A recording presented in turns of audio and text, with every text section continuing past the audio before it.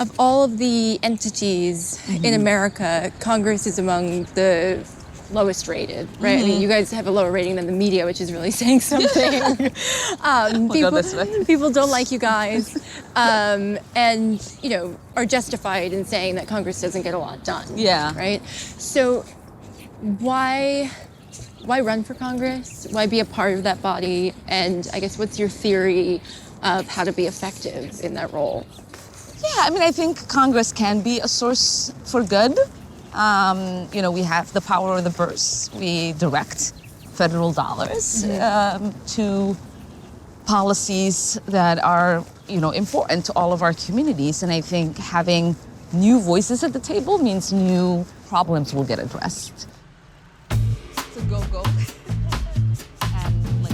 As the first Somali American and one of the first Muslim women in Congress, Ilhan Omar would be polarizing even if she never opened her mouth. But silence is not her style. It's been a crazy 5 years to be in Congress. One of the original members of the squad, Omar has been one of the leading voices of a progressive wing trying to pull the Democratic Party left on a wide range of issues. Despite receiving an extraordinary number of death threats and a torrent of hate speech and false smears, including from the former president, she strolls around her district with ease. Hi, Gabriel. Hello, how are you? Hi, how are you, sir? Continuously approached by constituents who share their encouragement and their problems. We keep wanting to protect dirt on the ground instead of allowing cars to be parked. And as the election approaches, I'm interested to know how she manages the balance between the progressive demands of her district and her party's prospects for success in November.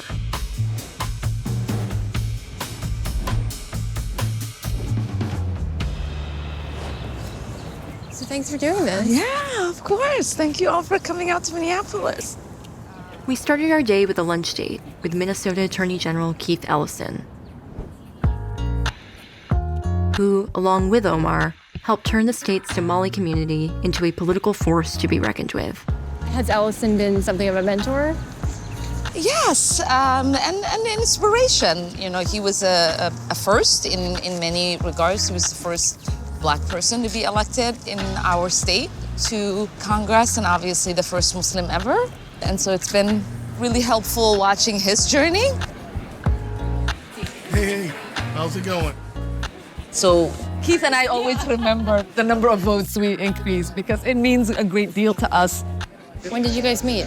I was a nutrition educator with the University of Minnesota's extension department at the time, so.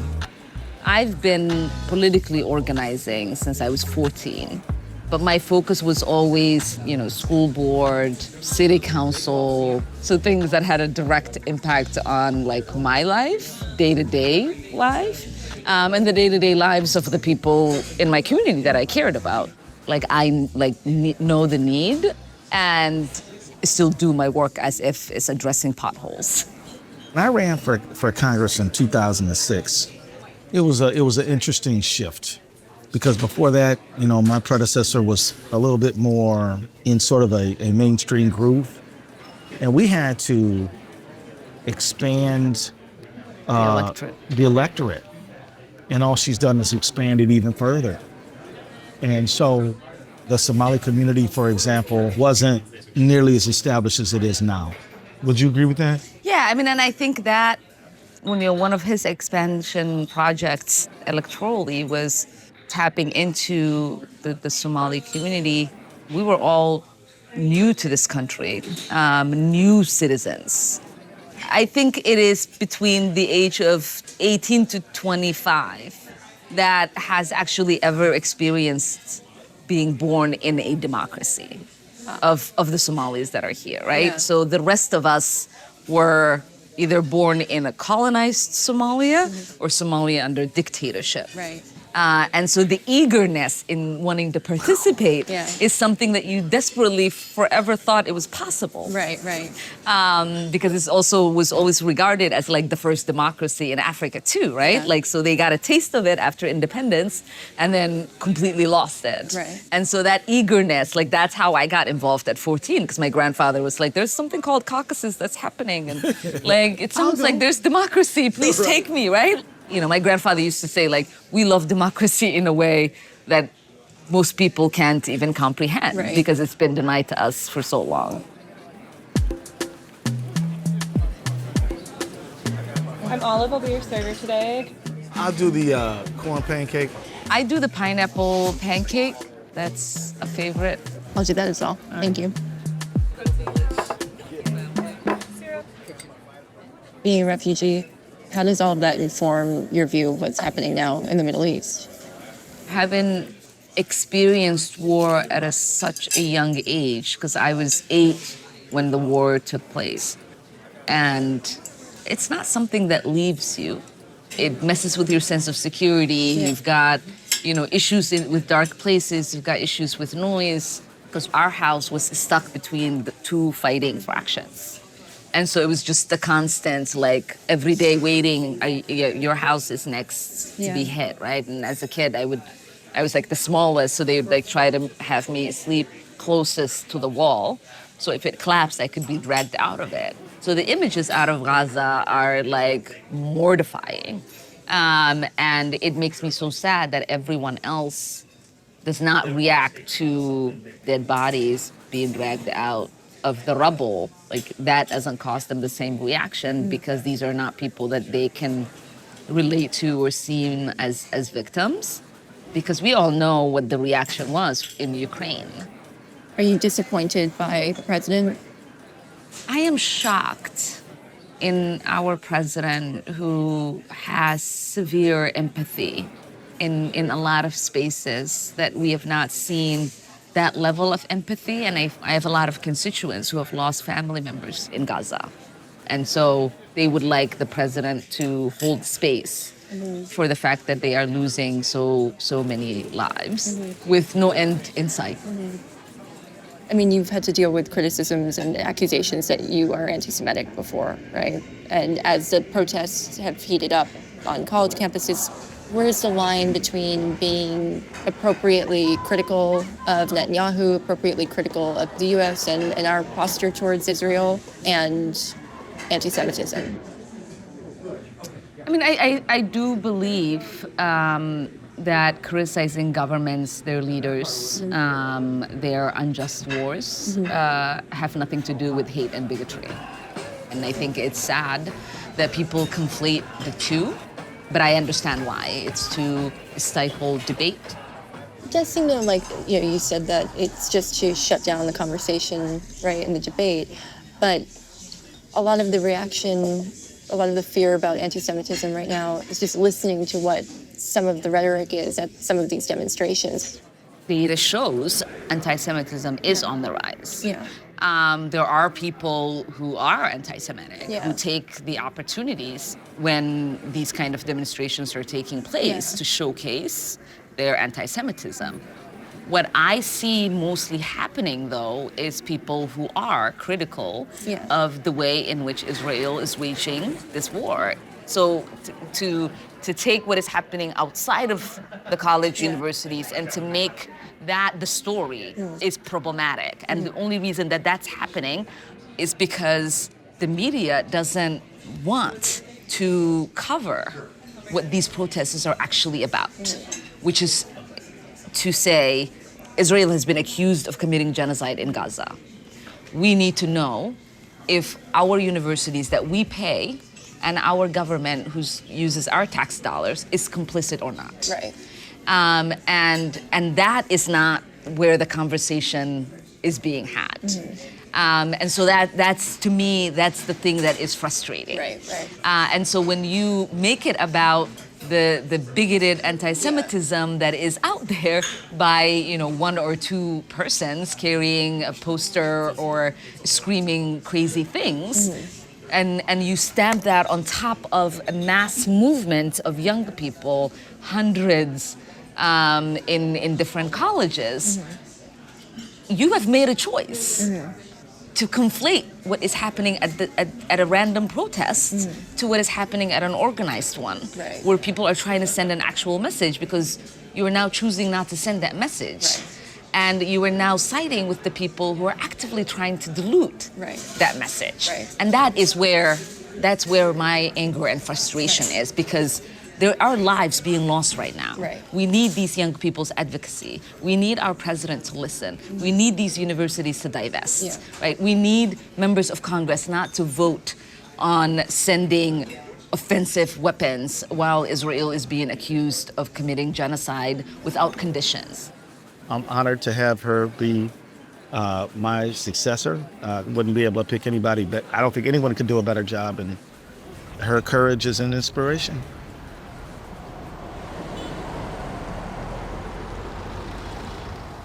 Just a 10-minute walk from Omar's congressional office is the site where, in 2020, George Floyd was murdered at the hands of police officers. It was a moment that put Omar at the center of a national call for racial justice, not only geographically, but also politically, as a progressive voice with a national platform who supported replacing the Minneapolis Police Department with a new public safety agency. The majority of the people in Minneapolis don't trust the Minneapolis police. And when you have an institution that has lost the trust of the people it's supposed to serve, then you have to make a big decision on what you do with that institution. This place was inundated with flowers and obviously became a grieving site for current and past trauma. How do you view your role when your community is dealing with a murder? It's to create space for them. Creating communal spaces was not only healing for the trauma that people were experiencing because of what they witnessed, but also what it triggered. But we also know that when Lake Street burned down and Cup Foods was looted and Target, that those were the only food sources. And so my campaign office wasn't that far away, so we turned the parking lot into food distribution site. And distribution for medicine and, essentials that people needed, diapers. Yeah.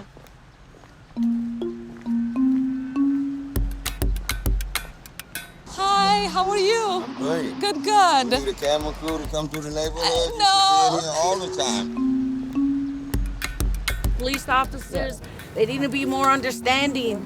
You know, us Native Americans, we were here first. Nobody in that building looks like me. Nobody looks like him. Nobody looks like you in that building, but they look like them. So I imagine when you're walking through the community, a lot of people have complaints that you cannot address as a member of the federal government, right? Yeah. So how do you deal with making those people feel heard without condescending? How do you deal with that? That is why we make our rounds. Yeah. To be in community and have the conversations. I think it's easier for me because, I used to work at a municipal level, and I also was a state rep, so I kind of know where the buckets of what needs to get done is. And once we sit down and have a conversation, it becomes easy to find a solution. I'm curious, of all of the entities in America, Congress is among the lowest rated, right? I mean, you guys have a lower rating than the media, which is really saying something. People don't like you guys, and are justified in saying that Congress doesn't get a lot done. Yeah. Right. So, why run for Congress? Why be a part of that body? And I guess what's your theory of how to be effective in that role? Yeah, I mean, I think Congress can be a source for good. We have the power of the purse. We direct federal dollars to policies that are, important to all of our communities. And I think having new voices at the table means new problems will get addressed. And that is kind of why I ran for office, because I knew that if I wanted to see a more better, more equitable world, then I needed to have a seat at the table and be part of the solution instead of just discussing problems.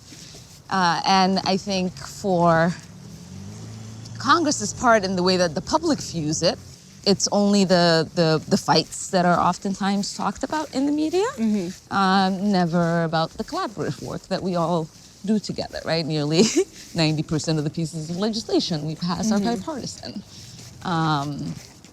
And so it is our job as representatives to make that palatable for our constituents. So where are we now? So this is a memorial that has the names of folks, the ones that wanted, the families that wanted to have their names displayed, of folks that have been killed by police throughout the country. So like Ayanna Jones, that was in Detroit. Philando Castile, I see. It reminds people that the problem is bigger than the few that we get super outraged about. Yeah. It's Freddie Gray. Yeah. In Baltimore, I remember that. In Baltimore, yeah.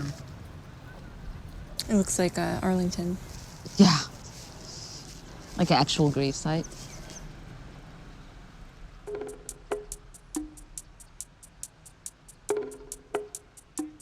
In terms of like DC and what a weird little bubble it is there. It's a weird place. When I'm in DC, I keep my head down, do the work, and go home. I'm not a somebody who like lingers too much in the drama that takes place in DC. That's how I keep my sanity, I suppose. Yeah. And then I come home and I get recharged because, to represent the district that you grew up in, people who have taken you in, it's always helpful. Good to see you. Good. This woman here, woo! How are you, dear? So you are this popular. These aren't all paid actors, I assume. People seem to really know you here. Yeah. My family was in the country for 2 years before we moved here. And not only did our neighbors welcome us, but they were very much invested in seeing us thrive and be deeply rooted.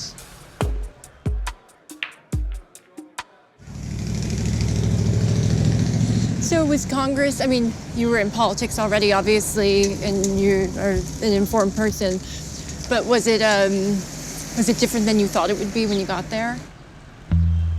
Our class, we were sworn in doing a shutdown. We walked into insurrection. We had a presidential impeachment, the pandemic. It's been a crazy 5 years to be in Congress. Can you talk to me a bit about the squad? What is it? Is it a real squad? Do you guys hang out? We are friends, yes. Okay. Is there a group chat? There is a group chat. Really? Yes. How active is the group chat? Very. We visit each other's districts. Ayanna has been here the most. Rashida comes often. Corey has been here. We want to know about each other's districts and what motivates, so it does help us support one another. As we ended our time together with a conversation at Omar's congressional office in the heart of South Minneapolis, and here is my office, I wanted her assessment of the Democratic Party and where she sees herself fitting in as they head to the November election. It's too close. We don't know each other that well yet.